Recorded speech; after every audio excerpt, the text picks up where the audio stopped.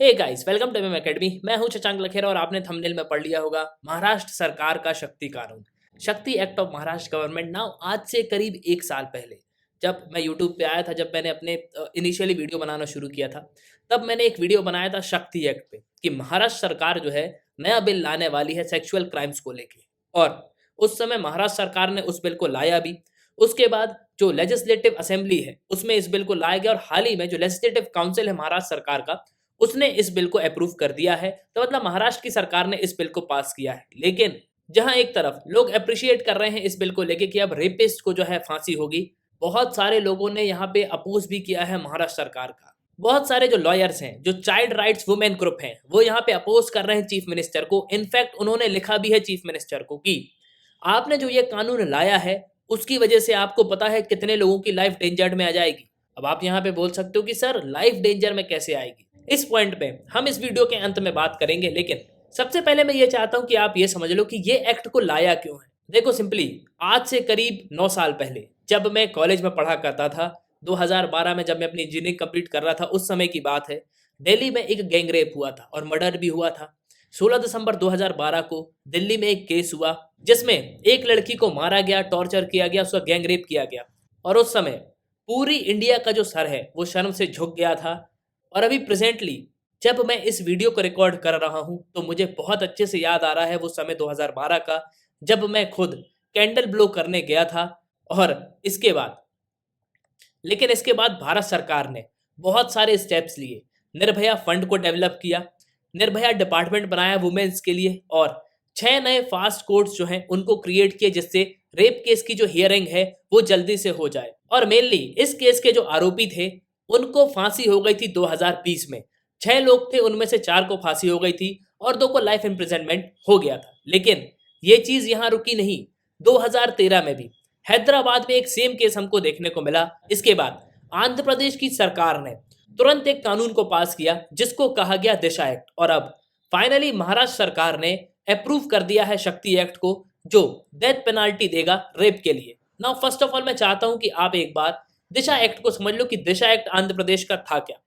Basically ये यहाँ पे ये कहता था कि अगर क्रिमिनल गिल्टी फाउंड किया जाता है रेप और गैंग रेप में तो उसको डेथ दे दी जाएगी, मतलब उसको फांसी हो जाएगी। जैसे ही एफआईआर होती है 7 दिन के अंदर अंदर पुलिस को अपनी इन्वेस्टिगेशन कंप्लीट करनी होगी।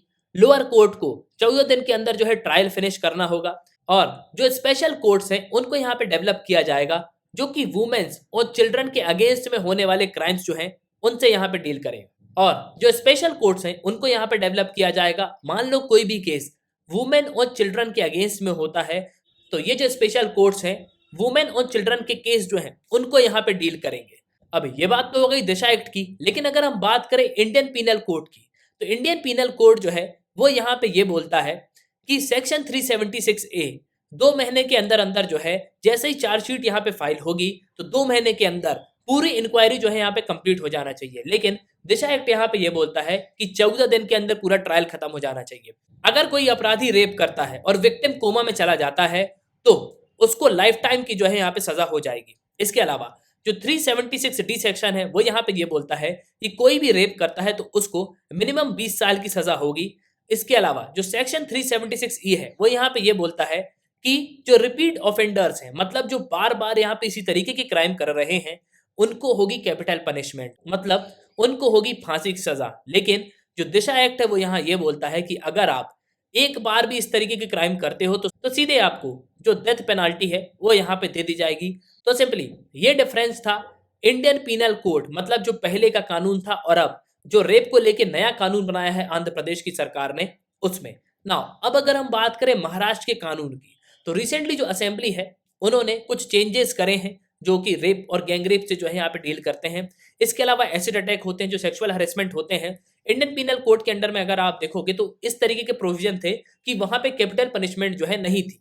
लेकिन अब महाराष्ट्र सरकार ने जो शक्ति एक्ट लाया है उसको अमेंड किया, जो एग्जिस्टिंग क्रिमिनल लॉज हैं उसको यहाँ पे चेंज कर दिया डेथ पेनल्टी में।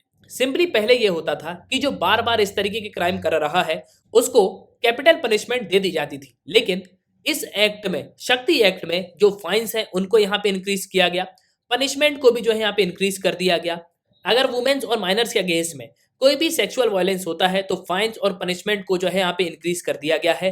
इसके अलावा भी बहुत सारी चीजों को जो है यहाँ पे चेंज किया गया है। सबसे पहला, इस एक्ट के अंडर में जो ट्रायल होगा वो डे टू डे बेसिस पे होगा और 30 वर्किंग डेज पे जब भी चार्जशीट यहाँ पे फाइल होती है तो 30 दिन के अंदर अंदर जो है यहाँ पे पूरे ट्रायल को कंप्लीट करना है, मतलब पूरे केस को जो है यहाँ पे 30 दिन में कंप्लीट करना है। जैसे ही एफआईआर यहाँ पे फाइल होती है तो 1 महीने के अंदर पे इन्वेस्टिगेशन हो जानी चाहिए।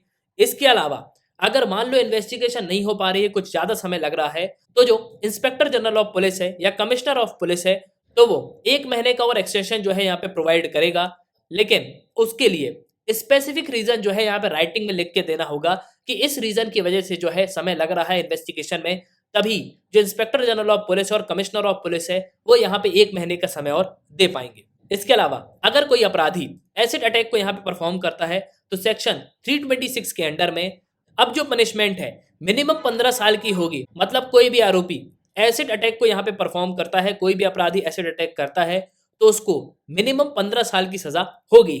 और मेनली इस एक्ट का सबसे इंपॉर्टेंट पार्ट जो है वो है सेक्शन 354E। इसको इंसर्ट किया गया है आईपीसी में। ये एक्ट यहाँ पे ये बताता है कि जो मोड ऑफ कम्युनिकेशन है, मतलब जो फेसबुक इंस्टाग्राम से अगर कोई परेशान कर रहा है उसका डाटा भी जो है यहाँ पे कंपनी हमको प्रोवाइड करेगी। तो जो कंपनी है, चाहे वो यूएस की कंपनी हो चाहे वो किसी और देश की भी कंपनी है, वो हमको जो है डाटा यहाँ पे प्रोवाइड करेगी, जिससे जो इन्वेस्टिगेशन है उस पर यहाँ पे हेल्प मिल पाए। और जो सेक्शन 354E है वो यहाँ पे मैंडेटरी करता है सोशल मीडिया प्लेटफॉर्म्स को, मोबाइल डाटा कंपनीज को, कि वो डाटा जो है यहाँ पे देंगी इन्वेस्टिगेशन के लिए। कोई भी रेप, कोई भी सेक्सुअल हरेसमेंट या कोई भी एसिड अटैक का केस होता है तो उस केस की इन्वेस्टिगेशन के लिए जो डाटा है उसको शेयर करेगी कंपनी, और कंपनीज को 3 वर्किंग डेज में जो डाटा है वो यहाँ पे देना होगा इन्वेस्टिगेशन के लिए। और अगर वो ऐसा नहीं करती तो करीब 3 महीने का जो है यहाँ पे इम्प्रिजनमेंट हो सकता है। इसके अलावा 25 लाख का जुर्माना भी जो है यहाँ पे लगाया जाएगा। लेकिन अब इन सब के बाद एक सवाल आता है जो मैं आपसे यहाँ पे पूछना चाहता हूँ, क्या ये एक्ट लाने के बाद जो रेप के केस है वो यहाँ पे कम हो जाएंगे? देखो, सिंपली जो आरोपी है उसको पता ही है कि मुझे मरना ही है, तो जो विक्टिम है जिसको यहाँ पे परेशान किया गया है, जिसके साथ केस हुआ है, वो उसको भी मार सकता है, उसके अलावा उसके परिवार वालों को भी यहाँ पे मार सकता है। तो इसी को लेके आज के समय बहुत सारे जो लोग हैं वो महाराष्ट्र सरकार को क्रिटिसाइज भी कर रहे हैं कि आपने ये जो कानून लाया है उससे जो विक्टिम है जिसके साथ ये हादसा हुआ है उसकी जान भी यहाँ पे जा सकती है। तो एट लास्ट मैं अब आपसे यहाँ पे जानना चाहूंगा कि इस एक्ट को लेके आपके ओपिनियन क्या है। कमेंट बॉक्स में अपने ओपिनियन जरूर कमेंट करना। और एट लास्ट अगर आप किसी भी एग्जाम की तैयारी कर रहे हो तो आप हमारे ऐप के थ्रू कर सकते हो। आपको करना क्या होगा, सिंपली ऐप को डाउनलोड करना है, फिर आपको यहाँ पे साइन अप करना है। आप 2 वीडियोस लेक्चर देख सकते हो जो डेमो लेक्चर होंगे। फिर आपको प्रोफाइल में जाना है, प्लान को परचेज करना है, कोर्सेज को एंजॉय करना है। एक ही सब्सक्रिप्शन में आप सभी कोर्स अवेल कर पाओगे और आप यहाँ पे पीडीएफ भी जो है डाउनलोड कर सकते हो। इसके अलावा mmacademy.in यह हमारी वेबसाइट है, आप वेबसाइट पे भी जो है लॉगिन कर सकते हो। तो इसी के साथ ये था इस वीडियो का, सुनने के लिए बहुत बहुत धन्यवाद। जय हिंद, जय भारत।